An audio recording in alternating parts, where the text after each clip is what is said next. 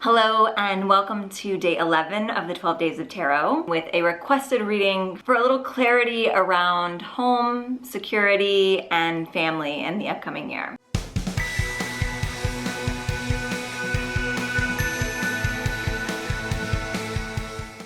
So we're just gonna do a general read, so trust that if you found this video, if something in the title drew you in, or if you're just regularly keeping up with these 12 Days of Tarot, that there will be something within this that is for you. But it is gonna be a reading for the collective. We're gonna be using a couple decks for specific reasons. Using the Wild Unknown Tarot because I find that it has a very grounded, homey energy. It's very good for sort of creating your nest. We're using the Vessel Oracle deck because it's got a lot of heart and emotion behind it. So we're gonna tap into that energy. And then we're gonna pull a goddess from the Total Betty Goddess deck just to reside over anything that the home might need in the upcoming year. So starting with our Total Betty Goddess, I'm gonna shuffle up the cards and find out what 90s inspired deity is going to be helping us feel more at home. 2020 has definitely had us all redefining how we think of home, whether it be that we're sick of being at home, whether we're working from home, whether we're blurring those boundaries. And it's a really good time right now to sort of reset what you expect, because we're not gonna ever go back to what we thought we needed from our homes. Maybe a little bit, but not fully. It's been transformed by this year. So we are really diving into a new definition, and because you are a manifestor, you get to create what that means for you. So how can you adapt with the outside scenario and still make your home feel like the safe, secure, cozy haven that you need? So our goddess residing over this reading and our homes for 2021. It's a multiple goddess. We have the Fates. So the Fates are here to tell us to cut ties to the past and the things that we no longer need. So right away, I'm gonna say that one of the secrets to creating the home that you want in 2021 is purging. So, binge those home edit shows and Marie Kondo shows, read the books, whatever it is that you need to in order to feel secure enough to let go of some things that you've been holding on to. I'm a big believer that the belongings that we surround ourselves with really hold energy that sometimes is not something we want to carry with us. I just recently, last year, moved across the country and I got rid of most of my belongings. Everything that I brought with me could fit into 2 suitcases, and there was a lightening and sort of a redefinition of who I am based on the fact that I let go of so many things that I was using to define myself. So if you have things in your world that you've been just sort of mindlessly holding on to, or holding on to out of fear, that fear of regretting letting something go, or that fear of maybe it saying something about the relationship that you're releasing something that this person gave you, it's time to let go of that. It's time to really reset your mindset around being able to let things come in and out of your life. There's an ebb and a flow to everything, and that's really what we're learning here this year, is the idea that, we accept the situation for what it is, and then we find the joy where we can.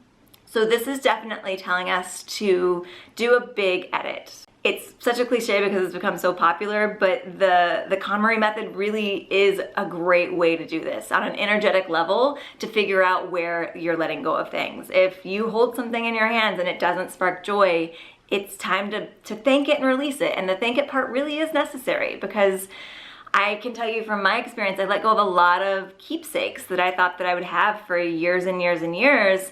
And the only thing that allowed me to be able to let go of these items was to actually treat it like it was a person in my life and say, I really value your presence in my life up until now, but you're no longer needed, so I'm gonna let you go on to a life where you can serve a purpose for someone that actually does need you there.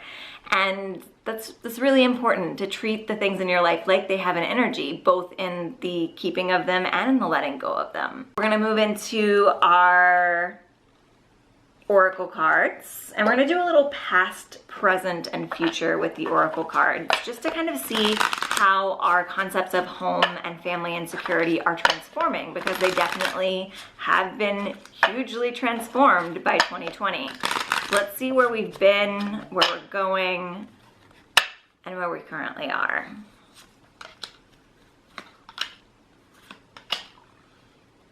This is the perfect combination. So our past card is coming in with love. So that makes sense. In the past, we've really wanted associated that feeling of home with love and with family and with security. And that's not to say that that's something that we can't have now. It's just gonna look different than how we traditionally defined it.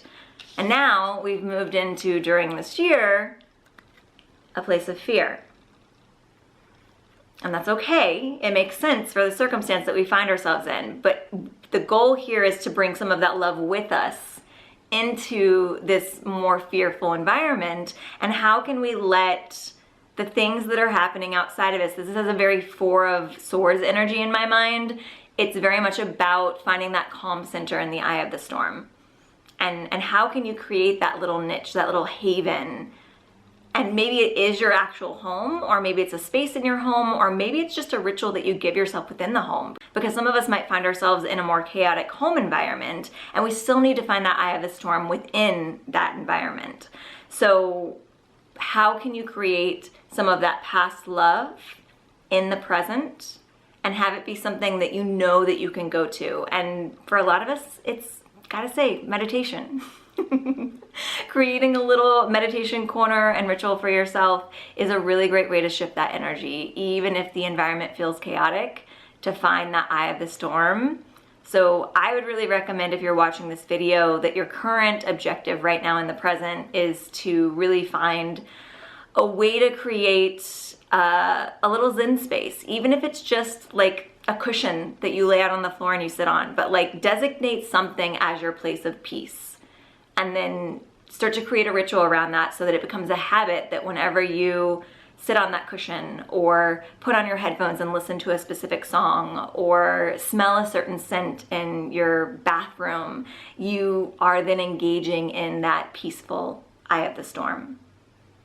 And then the future card is move on. So this card is coming in very much in support of those fates of cutting the ties to the past and letting go of the things that are holding us to versions of ourselves that we no longer feel are accurate. We've all come so far in the year 2020 and redefined who we are and what we want and what our lives look like, that it only makes sense that there are items in our lives that no longer resonate for us. And even if it's something that meant a lot to you at some point, that doesn't mean that you have to carry it with you into this next stage of the journey. So really moving on from the physical belongings that are no longer resonating for who you are. Hold them in your hand. If you don't get a jolt of energy, if you don't feel really positive by looking at them, it's time to let them go. And trust that something else is coming in to replace it. There's always something better coming in to replace the things that you let go of that are no longer a part of who you are. So with that in mind, we'll ground all of this energy with some advice from the Wild Unknown Tarot. So what do we need to know? What can we expect for our home environments in 2021?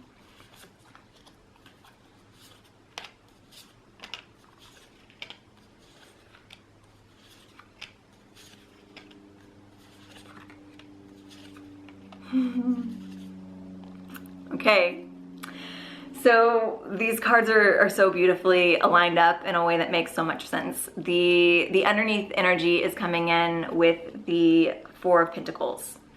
So the underlying message of this entire reading is to not box yourself into something unnecessarily. This is the Four of Pentacles is a card of feeling secure, but it also is a warning that sometimes that security can make you feel restricted. And there's this place of almost needing a little bit of that fear that's coming in our oracle cards in order to appreciate the security. So there's a balance between those two things, and that's something that we're always working with creating in order to feel completely alive and also safe.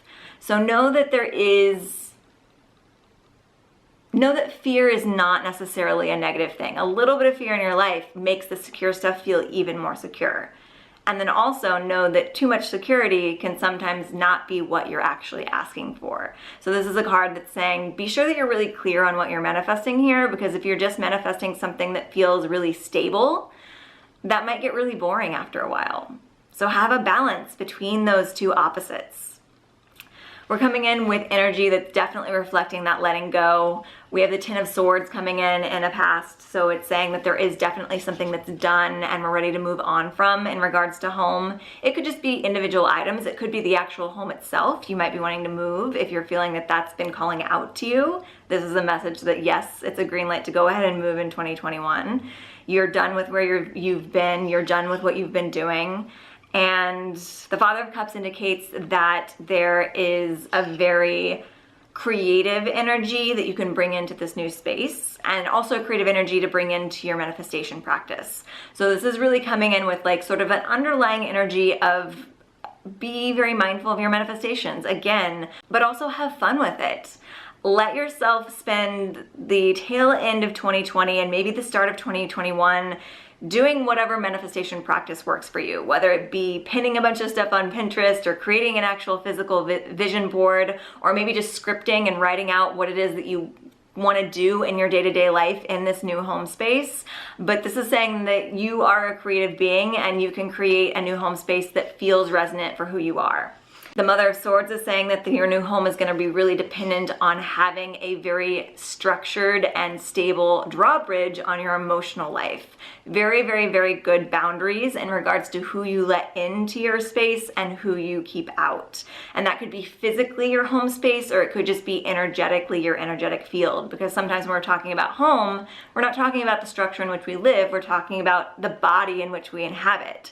The Mother of Swords is saying that you don't have to let everyone into your castle. You can pull the drawbridge up whenever someone's energy doesn't feel right for you at that moment, drop it back down. And that's kind of something to keep in mind when you're doing this manifesting, both in wanting to find a place that you do have that security to be able to shut out those that you don't want in, but also on an energetic level, remembering that again, we want a little bit of that fear, a little bit of that security. And if you physically have your boundaries in place and you know how to say no to the people in your life, you actually don't need to be living out in the middle of nowhere where no one can find you in order for that to happen. So it's a calling out to both recognize that you need to live in a space that feels like it's secure, but you also need to take it upon yourself to have the boundaries necessary that even if you're not living in a fortress or living out in the middle of the woods, you can still keep out the people that you don't currently want in your energy field.